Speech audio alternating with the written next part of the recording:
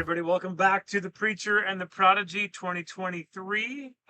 This is our second preview podcast as we get ready for the start of the college football season. We are now only 2 days away from week 0.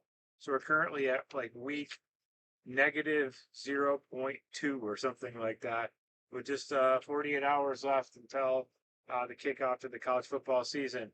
And our opening episode, hope you caught that, of 2023, we shared how we are temporarily located here in a condo in Delafield, Wisconsin. We hope to be moved into the brand new Preacher and Prodigy recording studio, sponsored by Frito-Lay Chips, Jiffy Lube, and Pizza Ranch, beginning in just a couple of weeks. But right now we're outdoors again. And we're going to be sharing tonight in our second preview podcast sort of our national picture, kind of looking at teams we think are likely to finish up in the top 10, some Heisman Trophy candidates, and then looking ahead, of course, to the playoff. And this is always a lot of fun, rarely accurate, but always a lot of fun. This is the result of Jericho looking into hours and hours and hours of research into college football preview mags, and me pulling up things for about 5 minutes and just spitballing. So we'll see where we turn out here. We're going to begin with our top 10 lists, top 10 teams. Again, not in strength. These aren't power rankings. These are predictions for the end of the year. And we make one caveat every year that we need to include in our top 10 one team that is not in the preseason top 25. It happens almost every year that there's a team that jumps up there. Just like almost every year, there's a team that starts in the top 10 and finishes outside of the top 25. We obviously aren't going to go through all of those, but we're going to predict one team in our top 10 that lands in the top, that is currently not in the top 25. Thank you. So how about you go your 6 through 10, I'll go 6 through 10, and then you give me your top 5, and I'll give you my top 5. All right. Well, I guess we'll start at the bottom. We'll start at number 10. Number 10, I have Florida State. And I really had trouble taking this pick. A lot of these picks, I feel like if you brought these teams and put them into 2019 or 2020, these teams would be top 6. But just with the amount of talent for this last ride of real, legit college football, not about money. Mm-hmm. I feel like there are so many good teams that you can't just put all of them in the top 5. So I really had trouble trying to figure out who would be my 6 through 10, and Florida State just kind of fell down there. Okay, you're number 9. Number 9, I'm gonna go with Clemson, and the reason I put Clemson above Florida State, I think Florida State's gonna be better as a team, but Florida State travels to Clemson. Death Valley here, so it's gonna be tough. That makes sense. I don't think we're gonna win that game. Yeah, I don't think Florida State's gonna be able to pull that. Yeah, it's hard to go in the face of the Enter Sandman.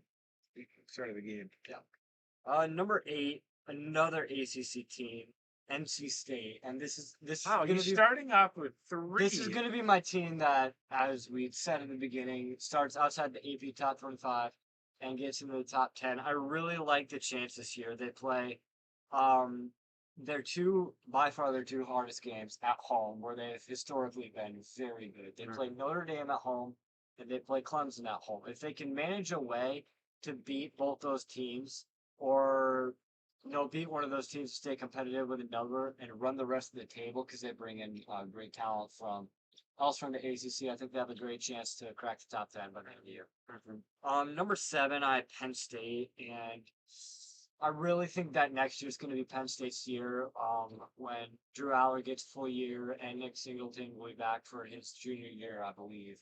I really just think that, wait till 2024, and then they'll really be a force to be reckoned with in the playoff. In my number 6 team, I have USC. I think that with the way the Pac-12 this last year is working, it's just going to eat itself alive. There'll be a lot of good teams, but not a lot of teams setting themselves away from the rest. I really don't see USC getting out of this season without a loss, but I also do not see them getting out of the season with more than 2.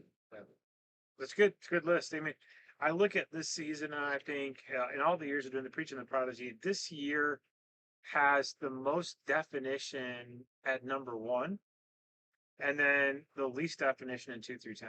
I think that this is a season where there's Caleb Williams notwithstanding. It feels to me like there's the least amount of individual star power coming back, and perhaps the national picture could be, the most open. So I'm going to give you my top 10 through 6 here, and there's going to be some surprises.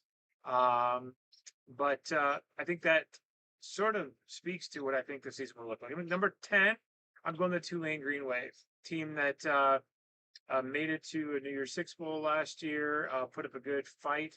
I really like Willie Fritz, and I think that in the AAC, they're the team to beat. Number 9, I'm going Penn State Nittany Lions.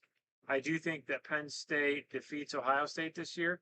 I think that they are a team that is going to get, like you said, a whole lot of steam built up for a great big 2024 campaign with some of the maturing talent there and getting the Buckeyes at home that season. But this year they do go on the road to the shoe. And so I think this is going to be an opportunity for them to really get one of the greatest wins of the season by beating Ohio State in Columbus.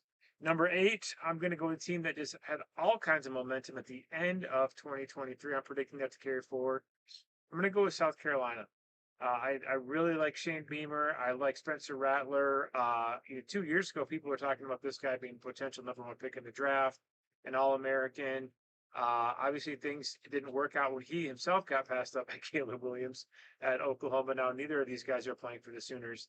But I think that what they have going in South Carolina, obviously in a tough conference, but maybe the easier division of the two conferences this year. Number 7, I'm going to go with Ohio State.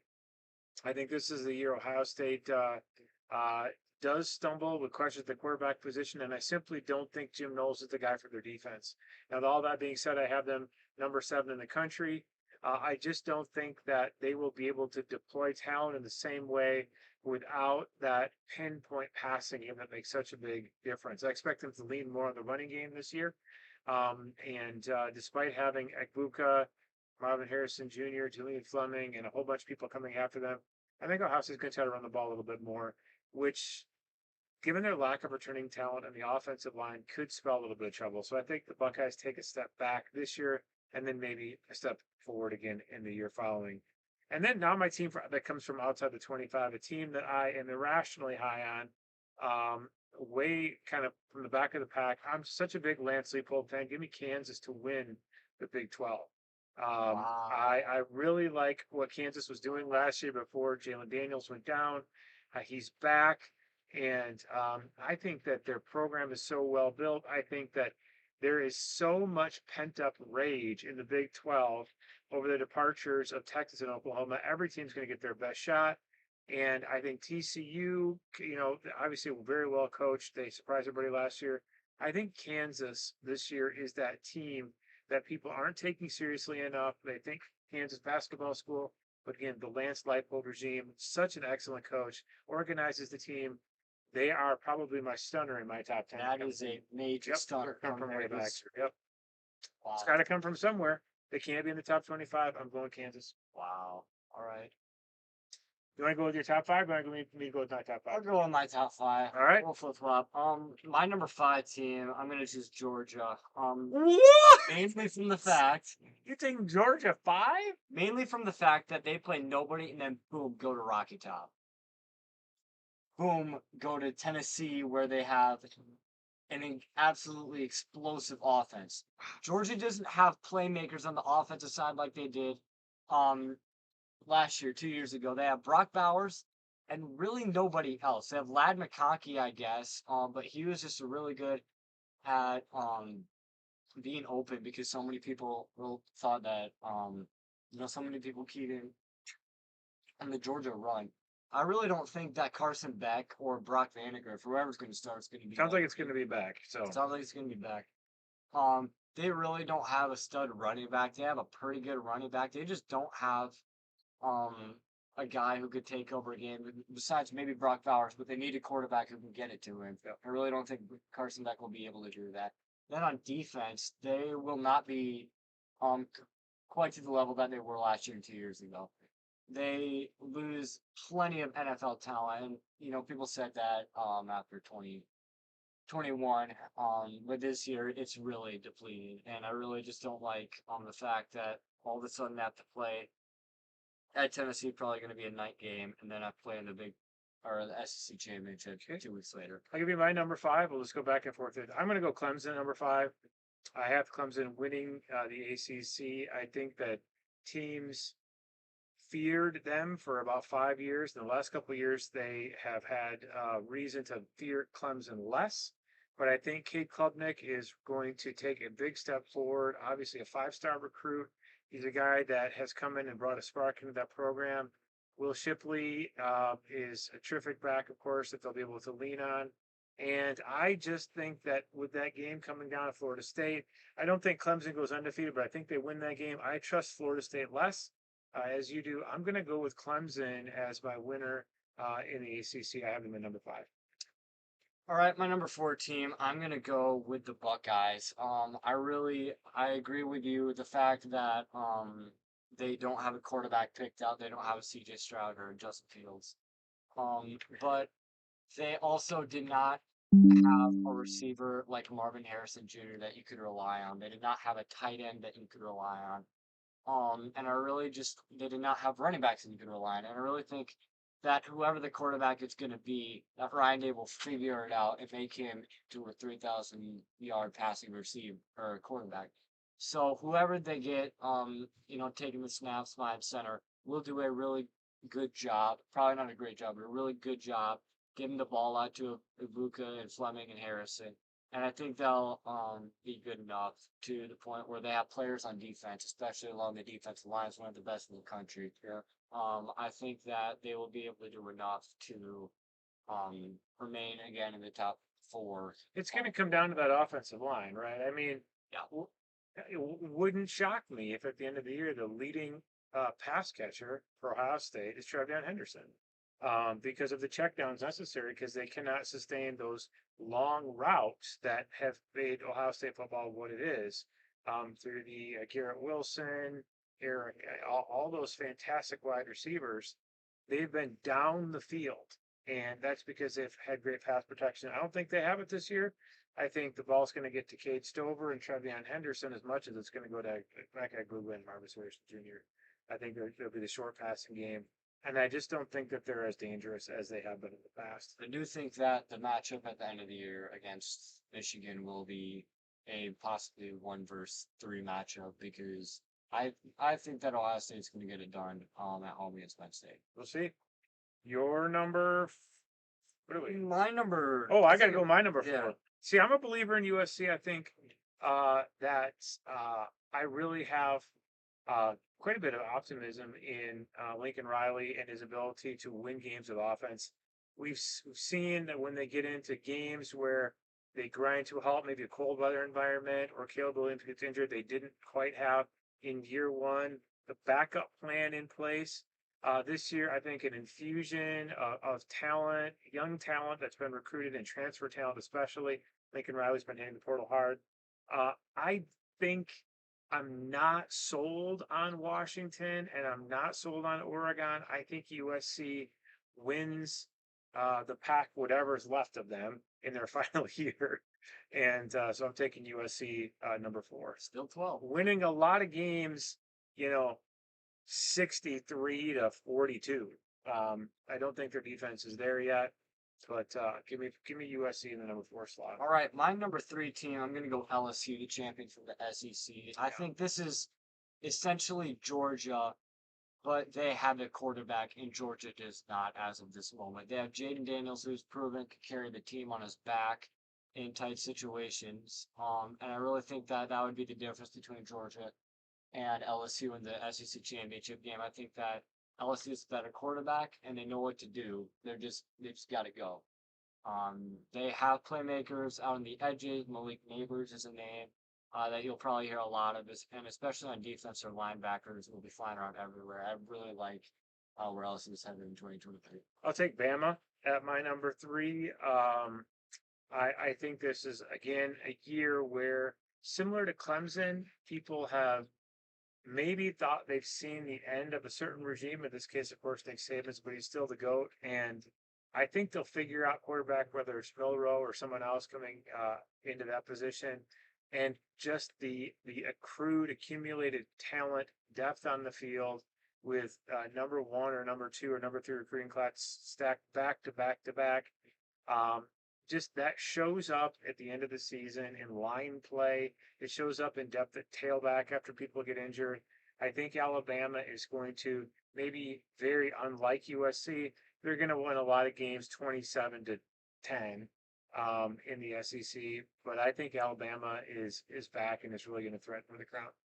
See, okay, I'll just go my number two right now with my number two team is going to be Texas, not Alabama. The reason I don't choose Alabama is because one, just like Penn State, they're a year away. They got a lot of depth, but it's a lot of young depth. And I think that they travel to college states in Texas. Um, they have the Longhorns at home.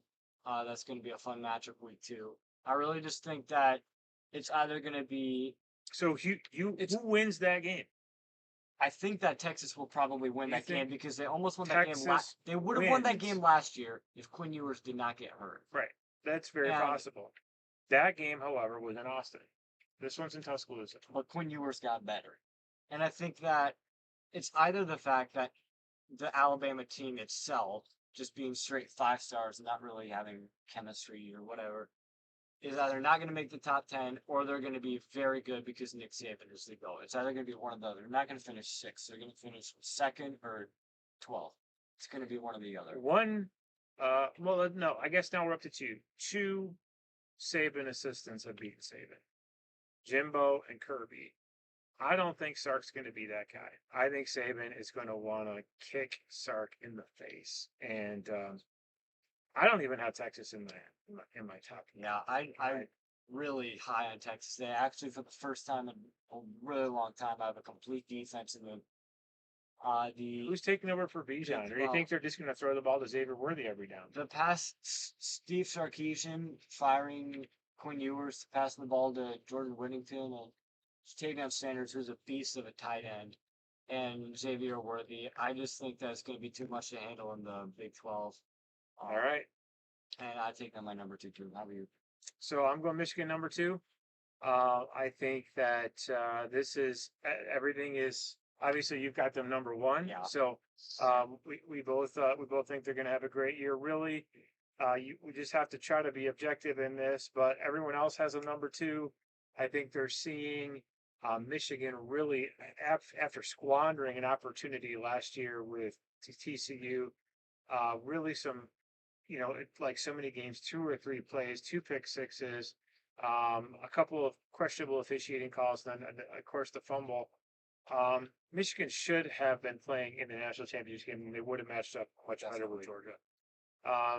They were the second best team last year, and I think they're the second best team this year.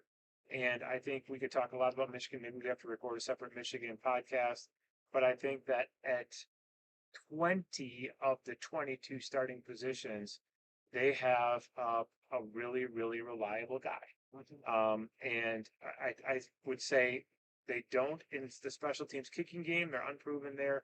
And in the return game. So special teams, which has been a strength, could be a place where they get nipped, maybe in Happy Valley, something like that. That could be a problem. But down to down, I think Michigan's system is ready to go with the tailback depth that they have, the offensive line depth. It all begins there, and it's something people always say, cliche, it begins up front. But for Michigan, as much as any team in the country, perhaps maybe other than a service academy, that's the way it is.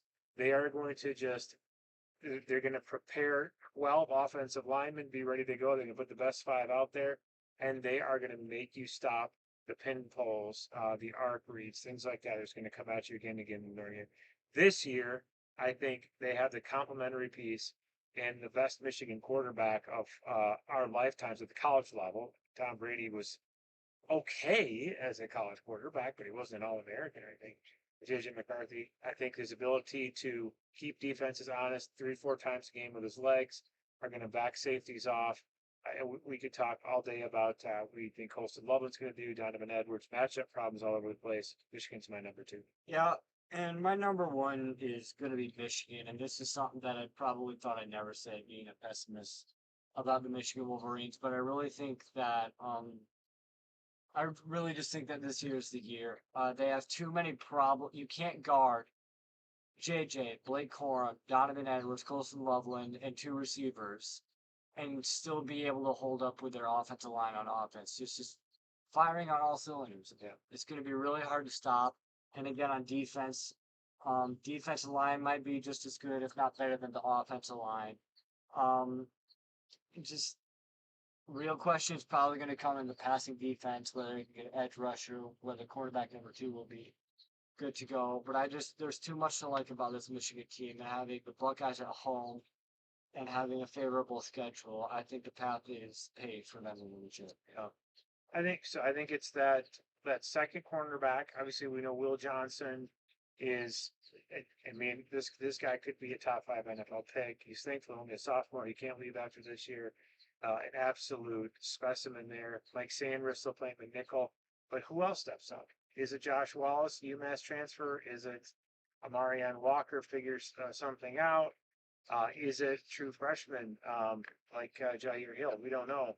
But again, my concern for Michigan is a close, cold weather game like Illinois last year, or like the Iowa game they lost in 16, where you just need Jake Moody to go out there and win you the game. They don't have that right now. They have Turner and maybe a couple of younger guys. Michigan's kicking game, to me, is the highest probability place for them to slip up and miss the playoff. I have Georgia number 1. They're the champs. I think that again they really have question at quarterback, but for Georgia, until you maybe get to that Tennessee game where you're going to have to put a bunch of points on the board, I'm not sure where they're really going to. You can already write them 10-0 for that game. I think it's going to be just.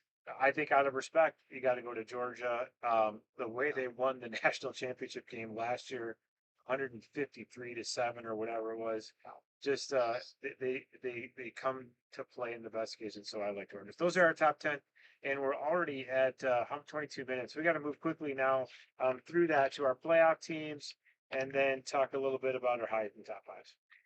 Playoff teams. So I will have a Michigan and Buckeye showdown in the playoff 1 versus 4, and I think Michigan again will win that game. With it being indoors, they'll be able to air it out a little bit more than you would in about 30-degree weathers. I think that just makes the offense all more explosive. So I think Michigan will win that game. And then Texas versus LSU. I think I'm going to take Texas because the offense firepower. They've got way more than LSU does right now. And LSU just doesn't have that number 1 quarterback to guard Xavier Worthy. So give me a Michigan versus Texas championship in Michigan because they'll be able to run the heck out of the ball. Yep, I'm going to go Bama against Michigan. Bama probably with the number 3 position coming off a loss in the SEC championship game to Georgia. And then I'm going to take the Trojans against the Bulldogs. And I really think that's going to be an epic game. 1 versus 4 there. I think just going to be a blast to see Caleb Williams go against that Georgia defense. I'm going to take Georgia winning, Michigan winning. I'm going to take the Bulldogs to win 3 in a row. All right, Heisman's. All right. So I'm going all in. So I have a couple obvious picks and then a couple off the wall picks. There's always a dark horse, someone you don't see coming. I'm going to go all in with Jalen Daniels at Kansas, but I'm going even a darker horse than that. I think one of the most talented players in college football now with a little bit of a supporting cast help is Tedroy McMillan. My dark horse, I'm going to have Tedroy McMillan, wide receiver from Arizona, and just my out of left field Heisman picks. Give me Caleb Williams as a sign of respect to be there, but it's clear that Heisman Trophy voters don't like to give the award twice. Cade Klubnik, and then my winner of the Heisman Trophy this year is JJ McCarthy. I think because he's such a great ambassador for the game of college football too. He's He gonna is. have to split votes with Blake Corum though and Donovan Edwards eventually though. I just don't think that there's gonna be enough to get JJ to So pull that out. yes, but what you've seen in the past is not just the most statistically prolific player, but it's the leader of one of the best teams in the country. And I do think JJ is going to get enough highlight plays. I do think that his completion percentage, and we talked about this video today, going to be off the charts. As more than a distributor, I think he is going to put enough tape on there, and then to come into the to the downtown athletic club undefeated. Give me JJ McCarthy to win the Heisman this year. Yeah. And I don't even feel homerism about that. I guess maybe people say you should just stick with Caleb Williams. I just don't think. I think Caleb Williams probably will deserve to win it. I just do not think he will be awarded it. Yeah. Well, I got 5. A lot of these are, odds on favorite picks. I got Caleb Williams in there again, like we said, for obvious reasons. Marvin Harrison Jr., because you made a really good point about them not being able to get a ball downfield.